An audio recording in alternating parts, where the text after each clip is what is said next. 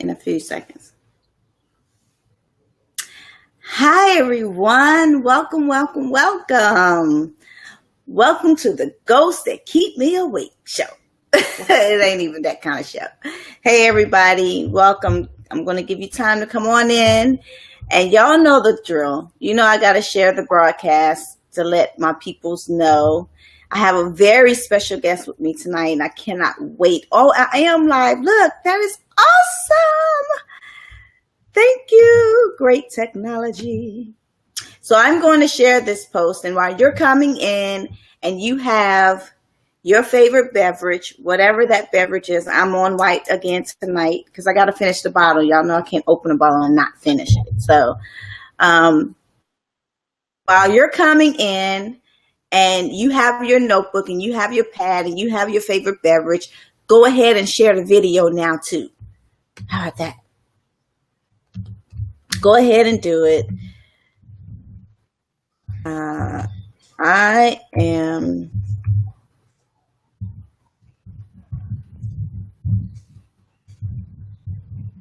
tagging. And Dr. Nick, can I just tag your personal? You can. Okay. So I tagged both your business and your personal. Perfecto. Yay. So hopefully, hey, I have someone. Hey, Adrian, welcome, sweetie. Welcome, welcome, welcome. Glad you're joining me tonight.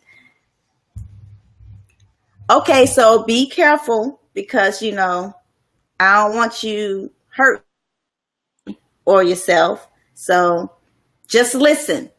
You'll get the goods. Listen, but don't watch. Don't pay attention. All right. Be safe. So I'm excited. I have someone that, hey, Precious. I'm so excited. Look, this is your first time. Is this your first time viewing me? This is my first time seeing you. So welcome, love. I'm so glad that you're joining me. Hey, Precious is from my hometown. Where are you living, Precious, now? You're not in Clarksdale anymore. Where are you? Can you tell everyone? You want the whole world to know? Don't worry. Oh, gosh. I cracked me up. So welcome everyone that's coming into the room. I see that the Facebook is letting everyone know that we are on live, and so I'm so excited. This must be a really hot topic, Dr. Nick, because like people are jumping on, and this is like so exciting because really how many of us deal with this, like really? And so I have so many questions for you. But before I introduce this amazing special guest that I have with me tonight, let me just say, first of all, again, thank you for joining me. Thank you for allowing us into your space for tonight to share with you a little bit of our background, a little bit of our experience, and a little bit of our advice. So thank you for that. Allowing us in your space. I don't take it lightly. Thank you for everyone who's going to watch the replay. I appreciate you as well for taking time out of your busy schedule to listen to us ramble. But it's going to be some good stuff tonight. I guarantee you guys, you are going to be in for a treat. So let me introduce myself. I'm Jay. I'm the founder and CEO of Matters of My Heart, which is an emotional support program for adult survivors of childhood sexual and domestic abuse. I am also the creator of the I Am Empowerment Movement, which is a private Facebook online support group where it's solution-based. It's results driven. So we provide support, we provide solutions, we provide results. It's not a place where you come and just air out your grievances, but it's really a place where you come in a community with people who may be going through something similar to what you're going through, or maybe even worse, but we support one another. And we also have the good Dr. Nick is in there. We have victim advocates. We have other service providers as well.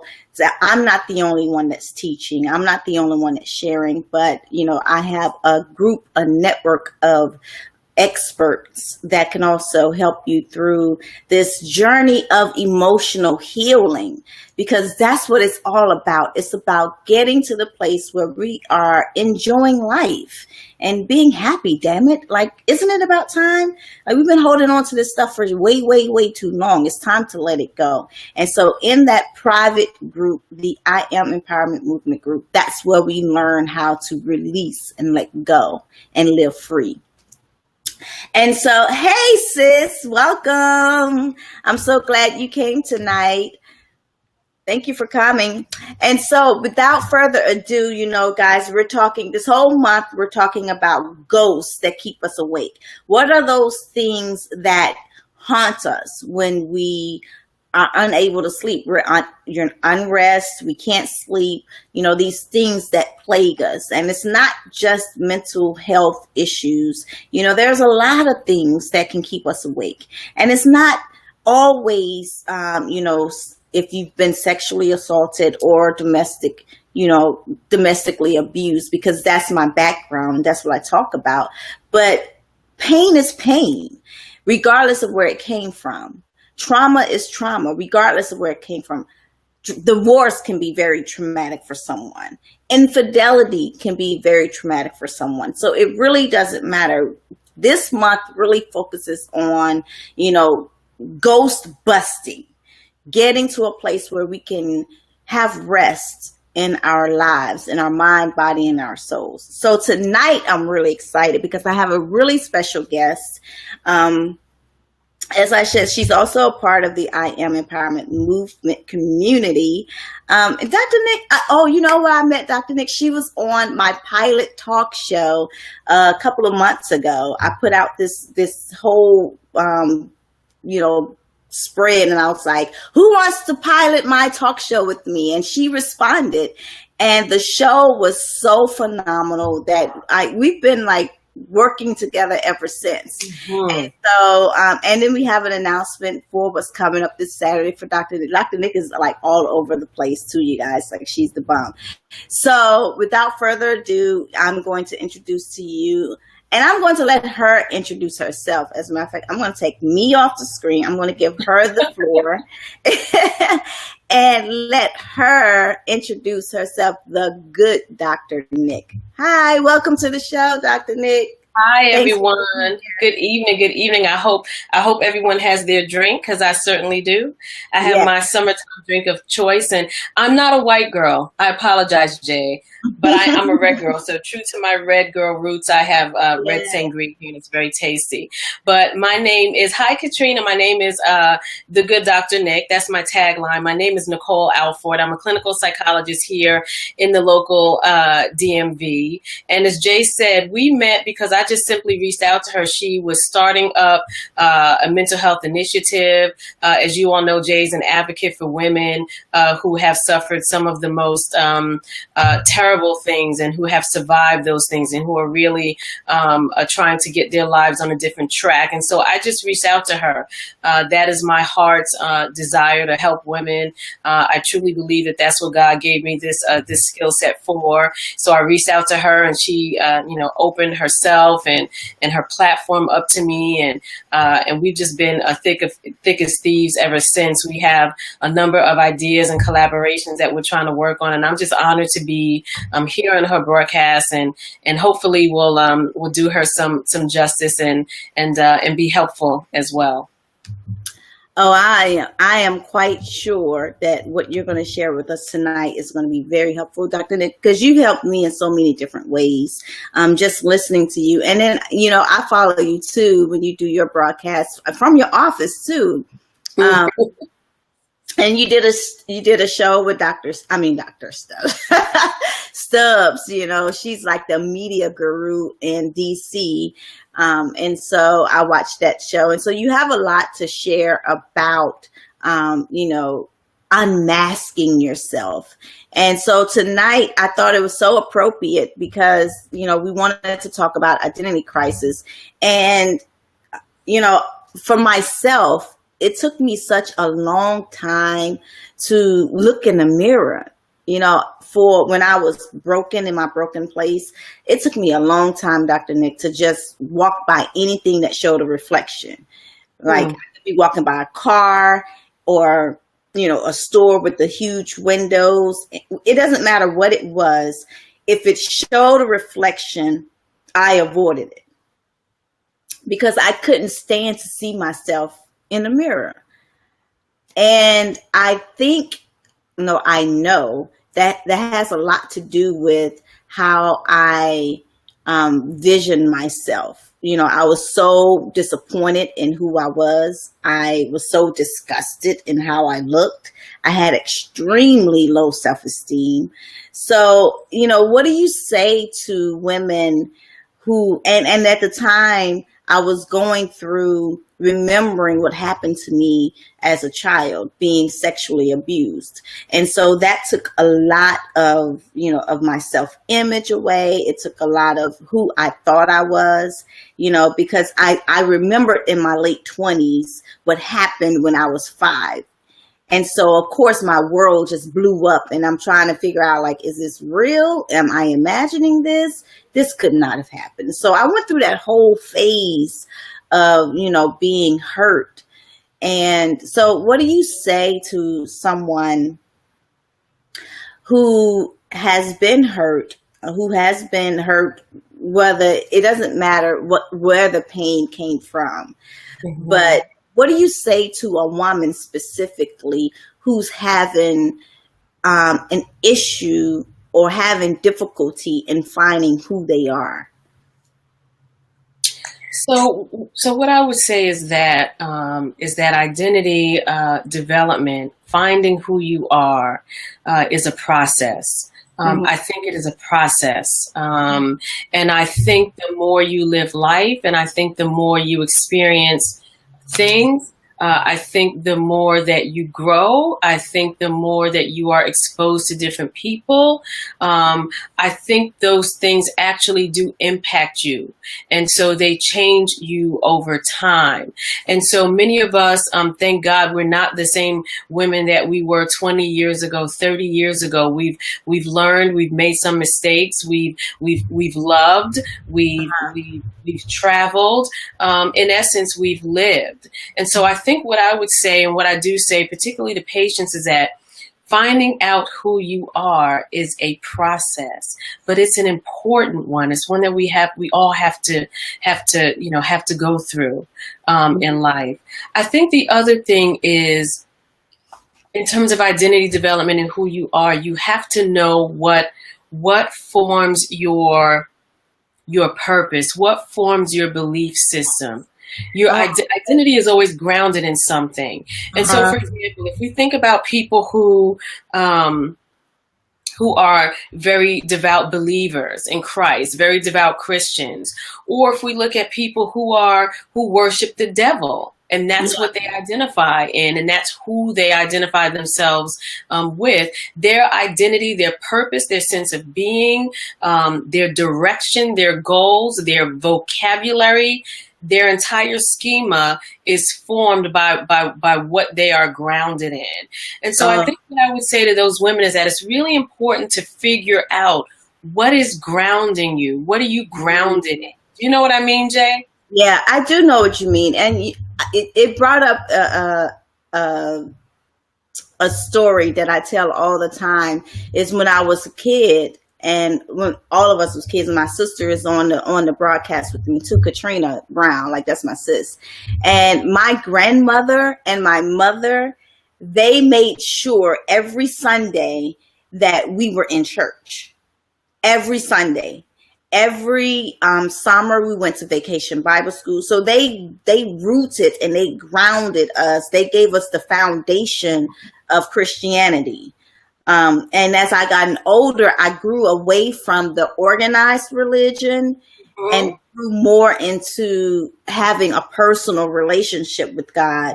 And so I believe in God, but I won't call myself an organized religion because it's, I've learned too much and I've been hurt too much by that organization, And so when you say like, where were you grounded? It automatically made me think about my grandmother and my mom. Like, they made sure we were like, they would drop us off and leave. My mom would drop us off at church and leave and go home and cook. But she made sure that we were in church every Sunday. So I think my foundation played a lot and played a huge role in me being able to walk this journey of, even though I was mad at God at first, like I was hot. He can handle it though. He can handle it. Like, I was like, you know what, God, I'm done with you. I'm done. Right. Yeah. Right. Like, how could you let this happen to someone, you know, at 5 years old? Right, Trina? Like, yeah, we were at Sunday school and church service every first and third Sunday. And so I was, even though I was grounded in that, and I can say, as I was going through my healing process, even though I was mad at God, his word kept coming back. Yes. To me, right? Yeah. That is an important. So what you just said is actually a really important point. So the reason it is so paramount that we know what we are grounded in and be grounded in something, because when those traumas come and when those storms of life come, you automatically revert back to that. It's almost an automatic process. You don't have to think about it. It's like, for example, I do a lot of work with recovering addicts, and you know, recovery is a process too. Right. So relapse is a part of recovery, right? And it's a song and dance for a while. You just said something powerful. Let me put that on the screen. Relapse is a part of recovery. Absolutely. And you and I have dialogued about that via. Yes. And so sometimes when I'm talking to people that are in the throes of their addiction and they're not quite sustained in their recovery, when they find themselves in the bowel of that dope addiction, that crack addiction, that sex addiction, whatever it is, they revert back to what they know. And what they know is God. It might be it might be a scripture, right? It might be, but that's what they revert back to. So that's why it's so very important to be grounded in something. Somebody go tweet that. Relapse is a part of recovery, said the good Dr. Nick. Y'all go tweet that. That is powerful. I don't know about you guys, and I want to take a short minute commercial here. If you don't have look at I got a big notebook here. I don't know if you can see how thick it is, but I came prepared tonight, because it's not just because I'm a coach, but a coach needs coaching. A coach needs coaching too. And so I came tonight prepared for notes taking, because what she's dropping tonight, you guys, you have to understand, like, when you're talking about your identity, you can be, especially if you're in a place of hurt, it is so easy to conform to your environment, to conform to who your abusers say you are, to conform to who your parents or your family, though they mean well, some of them, conform to who they think you should be, versus finding out who you are at your core. So this conversation tonight, you guys, is paramount. I'm using Dr. Nick's word. That's a big word for me. Y'all know I don't use big words. I'm from the country. I don't use big words. But I use the big one tonight, paramount. Do you like that, sis? You like how I use it? Go tweet that. Relapse is a part of recovery. Go ahead, Dr. Nick. Go ahead. Teach us some more. You know, when you were just talking about abusers telling you who you are, you know what the picture I had in my mind, the scene that replayed in my mind, and everybody who was alive in 1977 when Roots first aired knows this scene. And I know I just dated myself. I just turned 48, you all, but I know I just dated myself. So remember when Kunta Kinte had just the ship and the white people are trying to assimilate him. And what's the first thing you do when you even when you get a dog? The first thing you do is name it, because what you name you own, right? So they tried to change his name, and he wasn't having it. He's like, I ain't Toby. I'm Kunta Kinte. You all remember that. And so when abusers, when the world, when people on your job, I've had even supervisors try to speak negative things over me. And there was a point in my life when I kind of always knew who I was, but sometimes you can be shaken in your identity, right? And so I've had supervisors and people I really respected try to speak things over me, and I had to question. I was like, yeah, no, that's not who I am. I'm this. Do you know what I'm saying? Yeah. You must know who you are, because if you don't define yourself for you, then the world will define yourself for you. Oh, yes. Absolutely. If you give them that inch, they'll take a mile, and they will definitely tell you, and I remember writing a blog about this. I beat the odds, because society would say a young Black woman like myself, who has been sexually abused, who has been domestically abused, who has been homeless, teenage pregnancy, and all of these college dropout, I mean, whatever. The society says that I'm not supposed to be successful, that I'm supposed to live on welfare, and I'm supposed to have all these baby daddies, all over the place, and I'm supposed to be on food stamps, and I'm not supposed to have the even capacity to form a sentence that makes sense to anybody. Society counted me out before I even had an opportunity to even start my own business. And so you have to learn who you are. Like, hold on, before I get to, Dr. Nick made me want to go to church sometimes. So I got to slow down, y'all. And let's look at these comments, Dr. Nick. We got a lot of comments coming in. We have my sis, she says, right, because I became someone else because I didn't like who I was. I became an actor. Yeah. Oh, wow. That's powerful, sis. That's powerful. She played the role. That's what she's saying. She played the role that everybody wanted her to play, even though deep down she knew that she wasn't even happy in that role. She was just going with the flow. Let's see. What you say, Precious? Let's see. Very powerful. I need this. I'm so glad I tuned in. Thank y'all ladies for this talk on tonight, because we never know what people going through, and this can help someone. You're absolutely right. You never know. Everyone goes through something, but the thing about it is, and this is why I love what I do, is we don't talk about it. We internalize it. Last night, I used the word hoarder. We hoard our pain. We take everything that happens to us and we hoard it on the inside, and it becomes an infection, Dr. Nick. That's what I was talking about last night with self-blame. We blame ourselves, one. We don't give the responsibility to the person who hurt us. We take it as if, well, it must be karma. I must have been a bad person. I must have, deserved this treatment. But then in all of that, we lose who we are. So Dr. Nick, what would you say to someone, how do we, and I know you talk a lot about unmasking the veil. What does that mean? What does that really mean? So unmasking the veil really is, for me, sort of a therapeutic process. It's a term that I kind of, have borrowed and have attributed it to the process of therapy where a person, and for our purposes, we're speaking of women, where a woman literally peels back the layers. For many, it means literally taking off the makeup, because there are some of us that use the makeup as a cover, as a cover. And so what it means is, so just like you said, or just like Katrina said, becoming an actor, what it really means is when curtains go up, you're your authentic self. There is no cover, right? There's no role you're playing. There's no makeup, heavy stage makeup. There's none of that.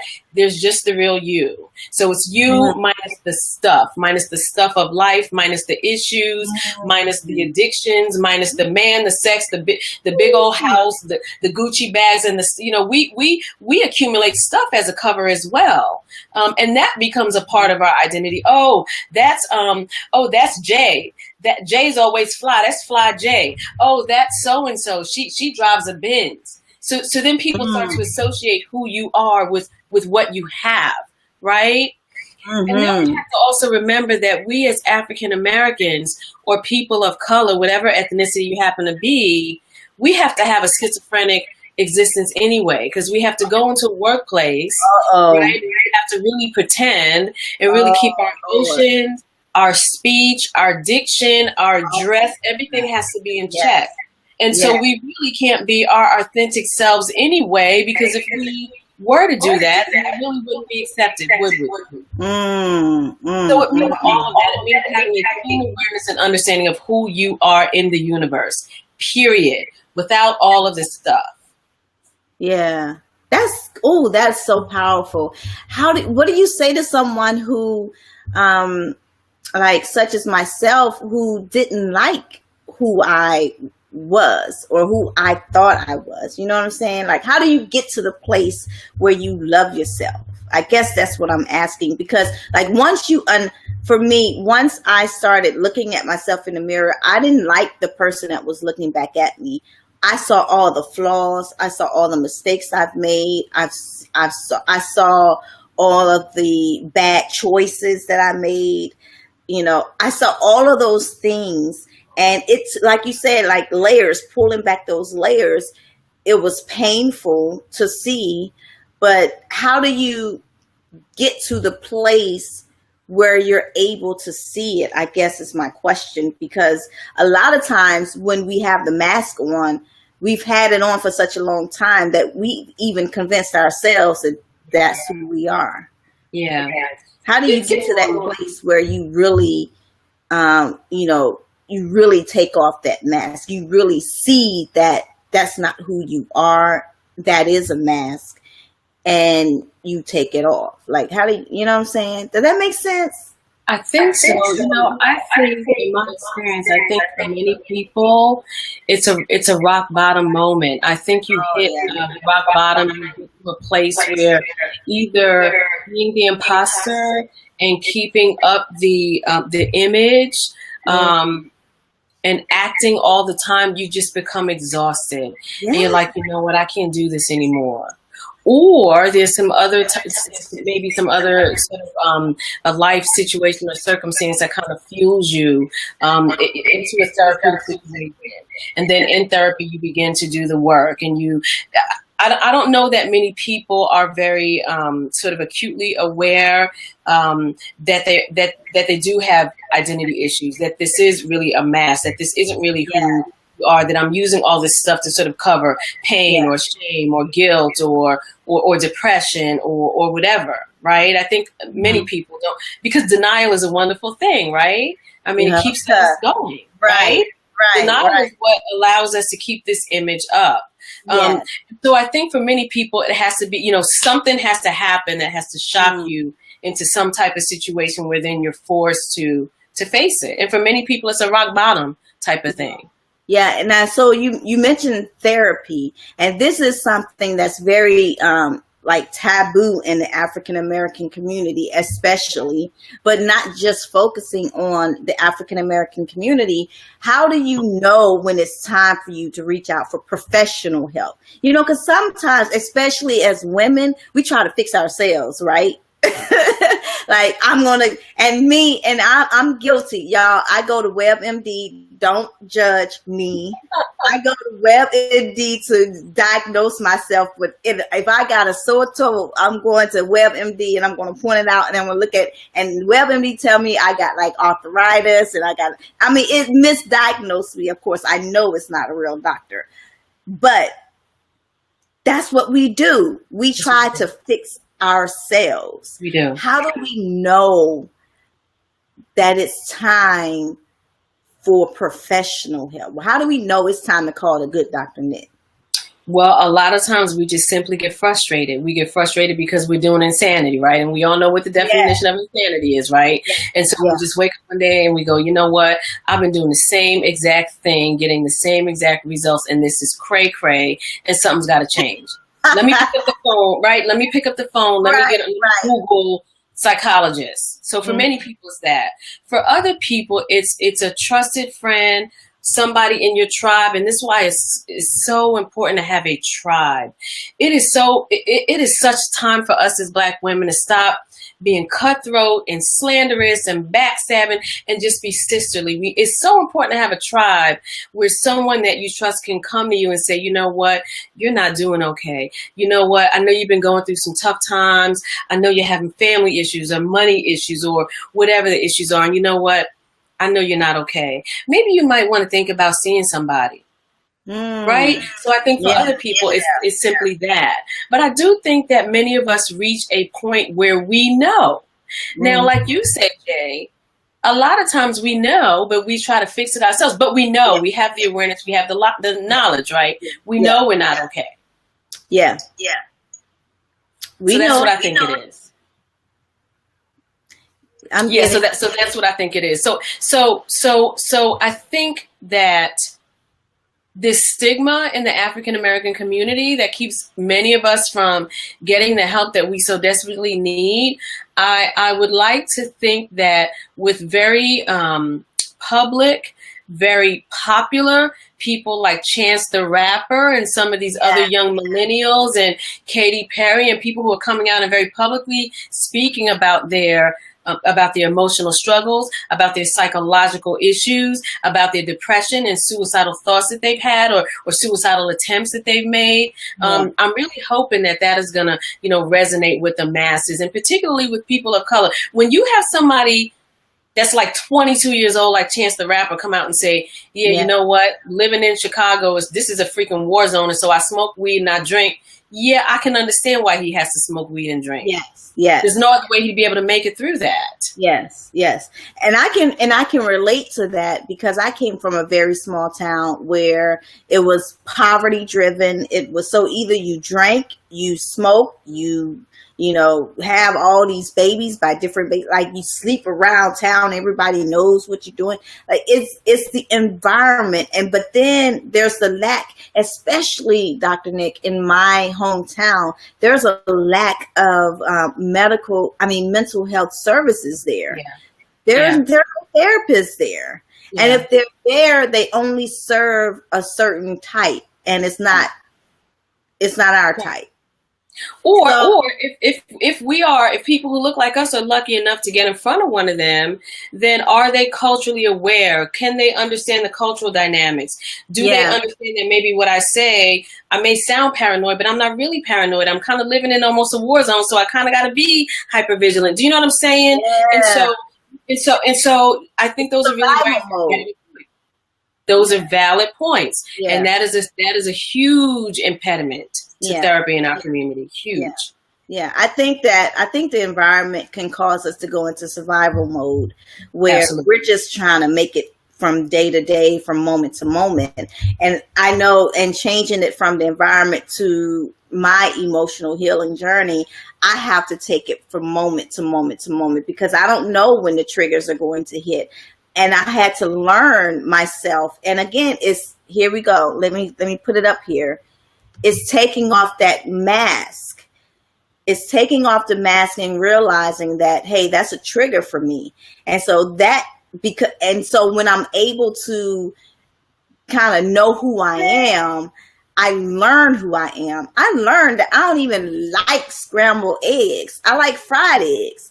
But mom, growing up, my mom cooked scrambled eggs all the time. When I was married, my husband cooked scrambled eggs all the time. So I'm thinking like, okay, you're supposed to scramble an egg.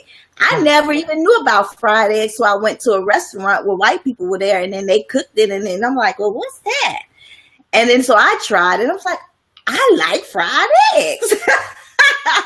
But it's really like learning yourself. The journey to learning yourself is the most beautiful experience that I've ever had over the past couple of years. I can truly say that. It's powerful. It is scary at times. Yeah. It is shocking at times because, like you said, you find out things about you that you really you weren't aware of. Mm-hmm. It can be lonely at times. I think discovering who you are really is it is a solitary, lonely work that we all must do. We must do it, and it's not something that can be done in large groups of people. It is largely solitary. It's largely reflective, and I think it largely is done with the assistance of a really good therapist. Yeah. And I know, Jay, that's your story, and of course that's my story. And I'm still in therapy, and I'm absolutely not ashamed to say that. Again, this is a process. It is a process. It just is. You know? Yeah. Yeah. And you know what? And I want to make this statement too. When we say that we're in therapy, it doesn't necessarily mean nothing is wrong, like something is wrong right now. Right. But what it means is that we're all in charge of our mental health. And so in order for me to maintain my mental health, for me, I go and see my therapist and I let her check me because I did a search for her. Like, and I can tell you guys know my story. I was angry with God. Like, I was not on speaking terms with him. He was talking to me, but I wasn't talking to him. And I'm like, why are you talking to me? Because I'm mad at you, blah, blah, blah, blah. But even when I was angry with God, I knew I needed therapy. I knew that my feelings were getting so out of control. I couldn't control them anymore. I was so angry and I couldn't shake it. And so and it took me maybe 2 or 3 times of getting alcohol poisoning because I drank a lot.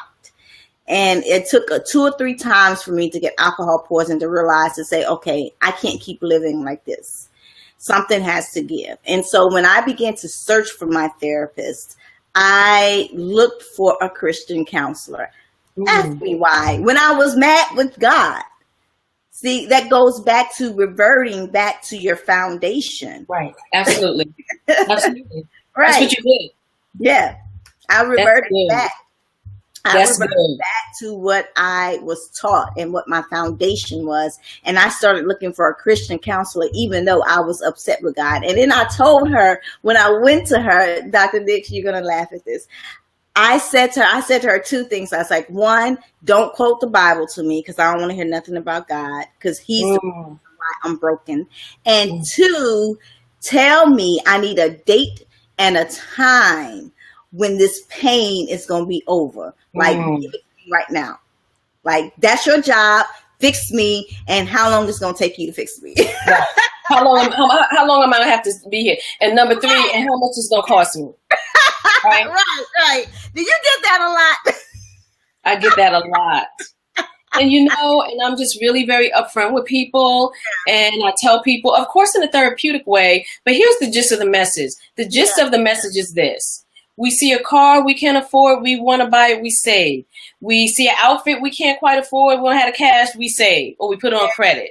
Right? And so we invest in all of these different aspects of not even our life. That's just stuff. Yeah. That's not even our life. Wow. It has no impact on the quality of the time that I'm going to be on this earth. Wow. So why not invest in yourself? And so that's what I tell people. I tell, Jay, my mantra is mental health is personal wealth. Yeah. Your mental health, your clarity, your presence of mind, if you don't have that, you're done for. You're useless on earth. You're done. You must have that. Mm-hmm. It's priceless, really. So there is no cost, right? And in terms of time, it's going to take as long as it takes, right? It didn't take us. It didn't take us overnight to become the beautiful messes that we are, right? It's a lifetime for us to become, and some of us are still trying to undo all of that, right? We just are. You are so right. Someone tweet mental health is personal wealth. That's go ahead and tweet that. Go on over to Twitter and tweet mental health is personal wealth. But what you said was like, when you said it takes as much time as you put into it, that's exactly what she told me. That's exactly what she laughed. First of all, the first thing she did was laugh, which is why I love her so much. She's so real. Because she heard it all before. Yeah, she heard it all before, right? She's like, okay, here we go. You got another one. But she said it's up to you. It's up to you how long, and when you get tired of holding on to it, when you're ready to let it go, let me know. But I'm here to guide you. I'm not here to fix you. I'm here to show you the tools and the steps that you have to do. Because it's not something that the therapist does. It's something that it's work that we have to do on our own. Right. And it's an investment. It really is an investment. Whether it's monetary or whether it's your time, there is an investment that you have to feel that you're worthy of. So it's your time, it's your tears, it's your treasure, right? Your money. So being healthy is going to cost you. It's like losing weight. I turned 40 and I can't lose a pound to save my life. But you know what? If I want to lose a pound, it's going to cost me. It's going to cost me money to eat right. I may have to hire a personal trainer. It's going to cost me. It's going to cost me time and sweat. And it's going to cost me tears, right? It's going to cost me. It's the same. It's really the same thing. It really is. It is. Emotional healing is going, and I quoted this last night, and you said a beautiful mess earlier today, which was so funny because I said the same thing last night. I used those same words, that we are a beautiful mess. And you have to understand that we're not perfect. And if you keep trying to strive for perfection and you aim and you don't actually get it, then you go into disappointment. And then disappointment leads to so many other things like depression or anxiety or panic attacks and all these other kind of stuff. Why even put yourself through that when you can live in the present moment, learn who you are, unmask the veil, like take off the mask, stop trying to please everybody. Because here's the truth. I wish I could get closer to the camera, but then y'all see my imperfections. But here's the truth, you guys. You can't please everybody. It is impossible. It's impossible, right, Dr. Nick? It's impossible. Impossible. Not going to happen. Never going to happen. And so what I tell, I deal with clients. Many of us have perfectionistic tendencies. Many of us grew up in homes, I know I did, where things have to be just so and everything has to be just right. And so you grow up with this sort of perfectionistic ideology. And so everything has to be just so. And if it's not just so, then it's a catastrophe.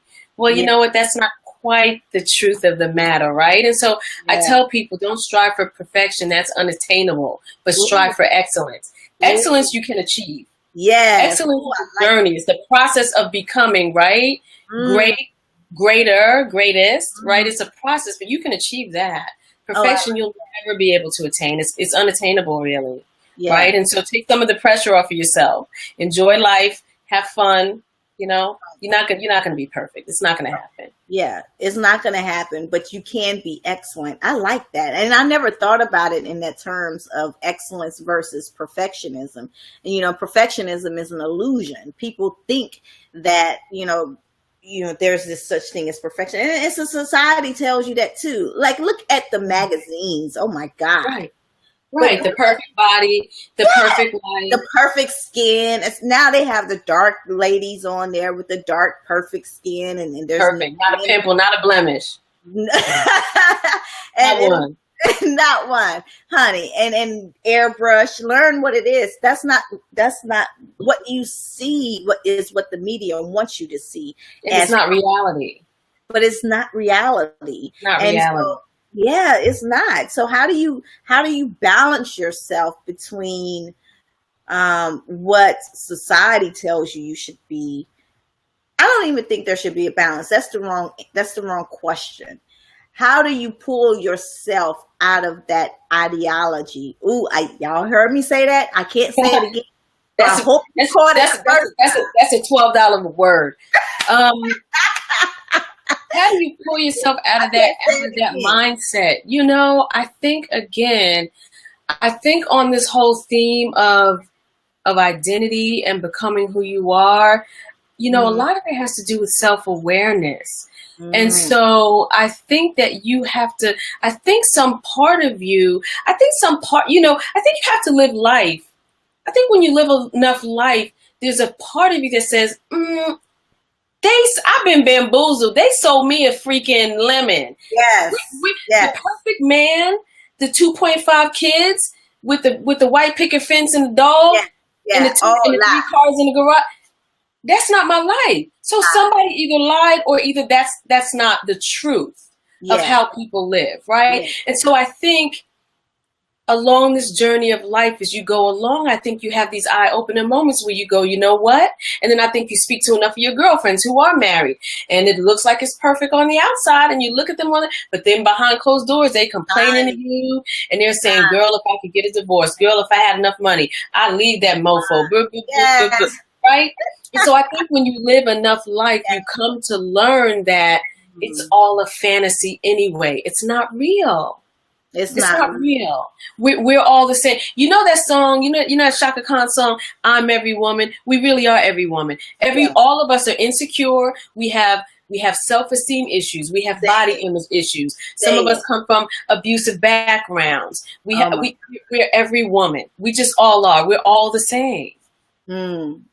That's awesome. I love that. I love how you said we all have like body issues. We can all find, especially women, we can always find something wrong with us, especially with our image, right? Like, I don't like my eyes, or I don't like this and I don't like that. But then you get to the place when you live long enough that you realize that none of that ish really matters. You know what matters for me, for Jay right now, is that my heart is mended. That's what matters for me. And so I've gotten to that place where I could care less about how I look on the outside, but really, how do I look on the inside? And that's why I started Matters in My Heart, because I really wanted to get and dig deep on the inside of me. So because once that inside is fixed, once that inside is cleaned up, once that inside is mended and healed, then the outside would show. And it would show in a way that it's not a mask anymore. Exactly. Like, until then, I got to fake it till I make it. You know what I'm saying? I got to put on the mask. I have to put on the makeup. I got to do this and I got to do that. But once you fix, or once you get to that healing place on the inside, all of the stuff that is on the inside will manifest itself on the outside. That's good, bad, or ugly. Exactly. And so when we see people who are, who are subversive and who are mean and who just do really terrible things against others, we have to realize that we're looking at a soul, and we have to realize that soul is, for whatever reason, it's very dark and it's very empty, and it's not in a good place. And so that's the matter of that person's heart, right? And so I think maybe if we begin to look at each other with a little bit more empathy and a little bit more openness, right, and a little bit less judgmentalism, right? Do you know what I'm saying? That's how I like to, yeah. Yeah. What'd you say, Jay?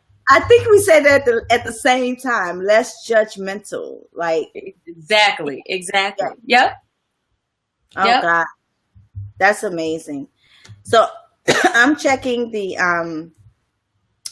comments because I want to make sure that we're still live, everyone. I want to make sure that you're still with us. And I see that you are. Oh my gosh. Wow, this is the largest audience we've had so far.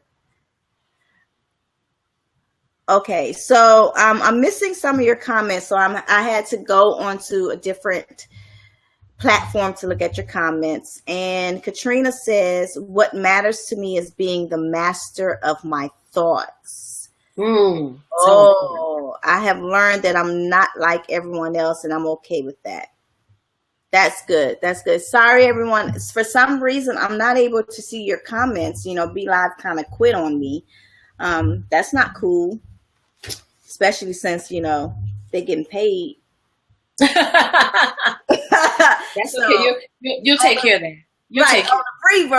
On the free version, they could do that. But on the paid version, I want my 78 cents that y'all owe me for the times I missed all the comments that were on my broadcast. That's right. Right. Dr. Nick, I want to thank you so much for being here tonight and dropping so much good knowledge. I want to apologize for those who I wasn't able to see your comments. I will go back into the thread and respond to your comments. If there's anything that Dr. Nick has to answer, because I'm not a licensed therapist, I will definitely tag her and she can answer your questions. So if you have any questions for Dr. Nick, put them in the comments below, and we'll definitely answer your questions in the comments. But before I let you go, Dr. Nick, something's coming up Saturday that I think you want to share with everyone. Don't you think? I do. I'm so super excited about this. So, yes. and I can't take credit for this idea because the idea of having a power walk where women come together, where sisters just come together, get their exercise on, get those endorphins pumping, get your vitamin D from the sun, and just connect with other like-minded women. That is not my idea. However, my idea was, okay, well, let's turn this sort of therapeutic kind of walk into more of a therapeutic kind of talk, right? Where we, after we get our power walk on, we actually sit down, we get blankets, bring your water, and we'll just really have a talk, and people can be real. This is a safe place. It's a non-judgmental zone. Phones off. Nobody's recording. Nobody's snapping pictures, but people can just really be real. I am blessed enough to have this skill. And I understand that just because of the crazy situation we're in with healthcare, there are many people that still don't have access, or if they do have access for whatever reason, they will never find themselves in the front of a therapist. And so this is an opportunity. I can't do live therapy with 20 or 30 women, obviously, for confidentiality and other more practical reasons. But it's an opportunity for us to come together collectively and to try to heal. So that this Saturday at 8 a.m., we are kicking off 8 a.m. sharp from Haynes Point, which is in DC. I think everybody knows where Haynes Point Park is. Southwest DC, Utah Avenue. I think it's 927 Utah Avenue. We're kicking off. We're meeting at the playground starting 7:45, and we are going to kick off and start our power walk at 8 a.m. And then at 8 a.m., we'll walk probably for about 30 minutes or so. We'll get those endorphins pumping. And then when we come back, return back to our kickoff place, we're going to sit down, bring a blanket, keep it in your trunk, bring some water in a cooler, and we're going to sit down and we're going to have conversations from the couch with Dr. Nick. That's what we're going to do. No topic is going to be off limits.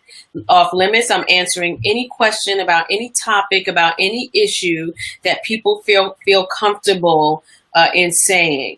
And if we get to a point where a person, I really believe that a woman needs a little bit more, then I will have a sidebar conversation with that woman. So nobody's going to be outed. Nobody's going to be made to feel stupid. It's going to be a totally safe place and environment. This is July's Black Mental Health Awareness Month. And so this is our opportunity just to give a little bit back. We've been blessed. I've been blessed with so much. And so I'm just giving a little bit back. Oh, I love it. I love it. I will be there. So I don't know. Oh, I have to hold on just a minute. I hear background. Let me get rid of the background. There we go. Okay, so so I can't wait, Dr. Nick, because I get to meet you face to face Saturday. We've been talking. We've been Skyping, or not Skyping, but we've been on Zooming, everything. We've been Zooming, we've been everything video, but I get to see you, I get to hug you, I get to be in your presence. So I'm definitely looking forward to that. I did not know about the end part of laying on the blanket and sitting down. So I'm coming prepared this time because I wasn't prepared last time. I just had my water and a backpack and let's walk and let's go. But, but I'm coming really, really, really prepared to be open, receive everything that God has for me, everything that the universe has for me. I am so open right now. Last week, can I tell you, and just, y'all know I'm transparent. Y'all know I tell y'all all my business. Last week, I was in such a hurt place and I was so broken. And that's why I took 2 days off to go into my self-care. And so now I'm back and I'm ready to, now that I've worked through that, the next part of the healing stage is to really complete the healing stage. And so now that I've released the pain, now I'm going to fill it with God's word. I'm going to fill it with good vibes. I'm going to fill it with positive energy. That's how you stay and maintain on this emotional healing journey. Yes. Release the pain, but fill it with something positive. You got to fill that void. Yep. No room to come back. Like, you can't make room for the pain to come back. There's no room here. No room in the end. If y'all go to church, y'all know what I meant by that. So if you're in a DMV area, please meet us at the Haynes Point Park, I think it's called, in DC. We'll be there 7:45 to do the stretching and everything. Walk starts at 8 a.m. sharp. Look, Stubbs don't play. She starts at 8. At 8. Like, she is seriously about the time. So if you come at 8:05, you might have to run and catch up with us, because we will be walking on that walk. It's a 3-mile walk, but we're walking and we're healing, and we're going to be with the good Dr. Nick. And even after that, you get to ask questions that maybe you're too afraid to ask your family, or you don't know how to ask the question. So someone else in the group will ask the question that you want to ask. You just don't know. But, consider yourself worthy enough to at least find the answer. So I encourage you, if you're in the area, come, show up. Let us hug you. Let us love on you. Let us heal together. Let us journey together on this power walk. So that's all I have to say. Dr. Nick, do you have any final words for the viewers tonight? No, I'm just so happy, Jay, that you invited me here. I'm always honored. This is a gift, and I consider myself so blessed from God to be able to do this. And I have the tools and I have the ability to heal. And so thank you for this opportunity. I really hope to see many of you women, if you're watching on the replay. If you have any questions, of course, you can reach out to Jay, as you all know, but reach out to me at The Good Dr. Nick on Facebook, on Twitter, on Instagram, and I'll get back to you as soon as I humanly can. But really, we hope to see you there on Saturday. It's free. This is an unprecedented opportunity for healing. Yes, absolutely. So please take advantage of it. It's free, y'all. You're not going to get free therapy. Ever. I wish I could zoom in on a camera on that and you can see my eyes. You don't get free therapy. She's giving her talent, her time, that she could be with patients, paying patients, but she's giving her time and her talent and her soul, and her voice and her gifts for free for that moment of time. You don't know when that time is going to open up again. So please take advantage of it, because I don't know about you, but I am, because I got 2 more weeks before I go see my therapist. So I need some gas to get me to hold out until I go see my therapist in 2 weeks. So, okay. So I will be there Saturday. Meet us there. We love you all. Thank you for joining us. Thank you for allowing us to be in your space. And we will definitely respond to your comments as soon as we can. We love you, and I'll see you guys right back on the same channel tomorrow night. Good night, everyone. Love you. Night. Thanks, Dr. Nick. Thanks, Jay, for having me. Mwah.